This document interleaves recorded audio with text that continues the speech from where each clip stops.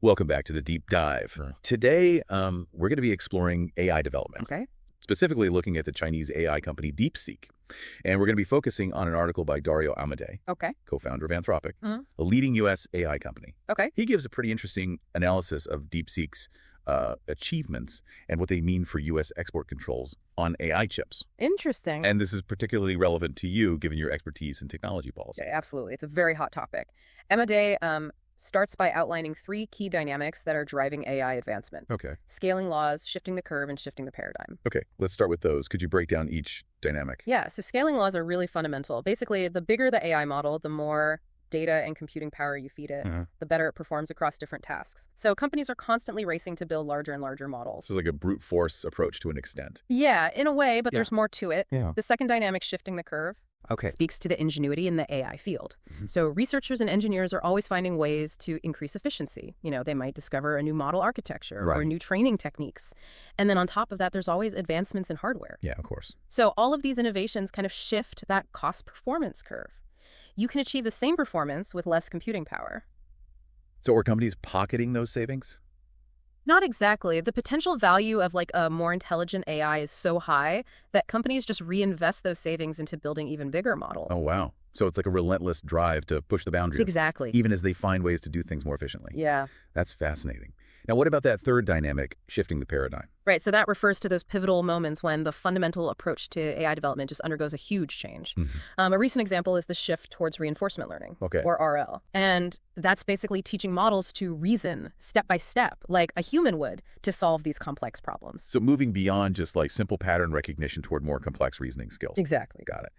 Now, with these three dynamics in mind, let's look at DeepSeek's recent models. Okay. DeepSeek V3 and R1. Sure. Let's look at DeepSeek V3 first.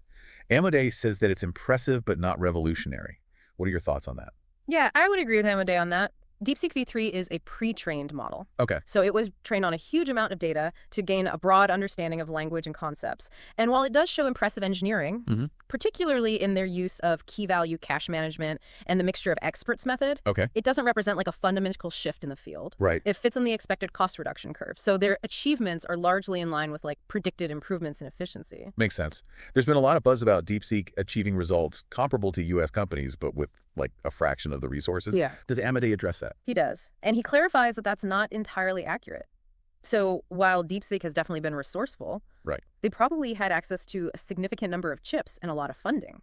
Okay. Like comparable to leading U.S. AI labs. To be clear, their efficiency gains are impressive, Yeah. but they're not working miracles. So DeepSeek V3 represents progress within the existing paradigm. Yeah. What about their second model, R1? That's the one that made headlines with its chain of thought reasoning. Right. So R1 builds upon DeepSeek V3 by incorporating RL for those reasoning skills. Okay.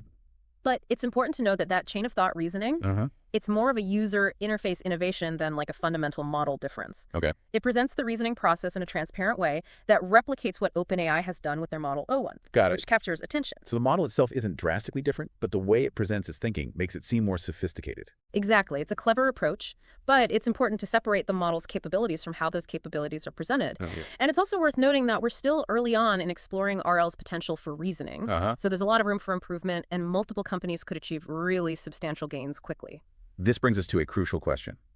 If the race for AI dominance is accelerating, what does that mean for global leadership in this technology?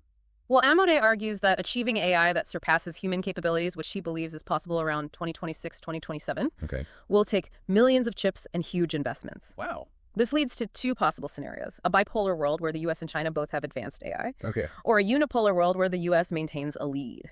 And Amodei seems especially concerned about the risks of China's dominance in AI. He is. He says that strict export controls on AI chips to China are critical to prevent that bipolar world and ensure U.S. leadership. He believes that China reaching parity with the U.S. in AI would have dangerous consequences. Especially given China's political system and their ambitions.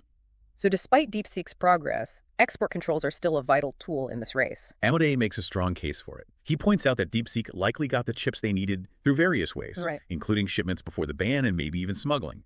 This highlights that while export controls might not be perfect, Yeah. they're forcing China to use less efficient chips and potentially hindering their access to cutting-edge hardware. Interesting. So it's like slowing them down. Yeah, and Amodei emphasizes that his concern isn't specifically about DeepSeek, but about the broader geopolitical implications of China's growing AI capabilities. That makes sense. So this brings up a big question. What are the implications of each scenario, a bipolar versus a unipolar world? Right. And what role should export controls play in shaping that future? That's the key question we need to explore next. Amity Gape's got a pretty stark picture of what's at stake in this race. The choices we make now will have a big impact on the global balance of power for decades to come. Absolutely. Let's dive deeper into those scenarios and their implications next time. So you mentioned Amity outlines two potential scenarios for the future of AI. Right. One where both the U.S. and China have advanced AI, and another where the U.S. stays in the lead. What are the potential risks and benefits of each? Well, M&A seems to really prefer a world where the U.S. stays ahead in AI. Okay. He thinks that gives us the best chance of shaping how AI is developed. Right. And used in a way that aligns with democratic values and promotes global stability. He argues that it would give us more control over, the ethical side of AI. Makes sense. Making sure there's responsible innovation and preventing some of the dangerous applications like autonomous weapons or mass surveillance. But wouldn't a bipolar world with both the U.S. and China at the forefront of AI actually lead to more competition? Yeah. And maybe even faster innovation? That's a common argument for sure. Okay. But Amade has concerns about China's political system and how that might influence AI development. He actually paints a pretty unsettling picture of a country of geniuses in a data center. Wow. Where all the collective intelligence of the nation is basically focused into one AI system, controlled by an authoritarian regime. That's a bit scary. Yeah, it raises serious questions about how AI could be used, especially for things that might go against democratic values or even threaten global security. So in Amade's view, a bipolar world could lead to an AI arms race. Yeah. With some really bad consequences. Exactly. He believes that even though a unipolar world has its own challenges, it gives us a much better chance for responsible development and use of AI. Yeah. He thinks the U.S., with its strong democratic institutions and commitment to ethics, is better positioned to lead the way in shaping a future where AI benefits everyone. Amade also brings up the argument that export controls could actually stifle innovation. Right. Like by pushing China to develop its own chip industry, we might end up making them stronger in the long run. It's a valid concern, and Amade acknowledges that. But he argues that export controls buy us valuable time. Okay. They slow down China's progress and give the U.S. and its allies a window to come up with countermeasures and build a stronger AI ecosystem. He suggests that the risks of letting China catch up quickly in AI outweigh the potential downsides of export controls. So it's about weighing the benefits of slowing down a potential adversary against the risks of them becoming more self-reliant. It's definitely a complex issue with no easy solutions. Yeah. But Amade's analysis shows that we need a careful and strategic approach to these export controls. We have to understand both their potential benefits and their limits. Now let's shift gears a little and bring this back to you and your work in technology policy. Sure. How do Amade's insights inform your perspective on the challenges and opportunities of AI advancement? Well, Amade's analysis is incredibly useful for anyone working in fields that AI touches, especially those involved in technology policy.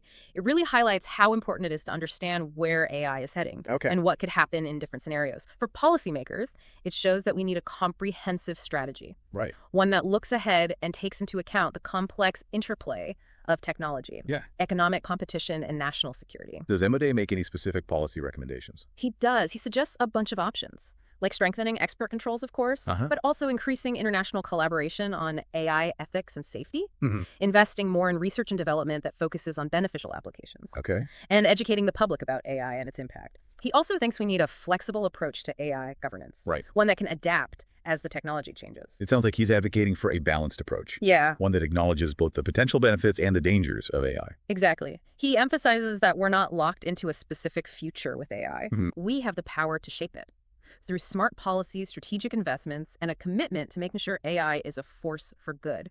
His perspective gives us a lot to think about. It does. As we navigate this rapidly changing landscape, it's clear that the decisions we make today will have a huge impact on the future of AI and its role in the world. I completely agree. It's both exciting and challenging to be working in this field right now. Yeah. The stakes are high, but so is the potential for positive change. Amade's insights are a really valuable guide. Absolutely. As we try to navigate this uncharted territory and ensure that AI helps us create a better future. This deep dive has definitely given us all a lot to think about. It has. Thank you so much for sharing your insights. My pleasure. I hope this conversation has been helpful in understanding the complexities of this rapidly evolving field. Now let's wrap up by looking at the bigger implications of Amade's analysis and exploring some potential future directions for AI development. So we've talked about a lot today, from the core drivers of AI development to DeepSeek's achievements and what it all means for global leadership in AI. Now I want to shift our focus to the future. What are some key trends and developments to watch in the coming years? Well, one big one is reinforcement learning, or RL, as we discussed earlier. Right. It's already helping models develop those more sophisticated reasoning skills.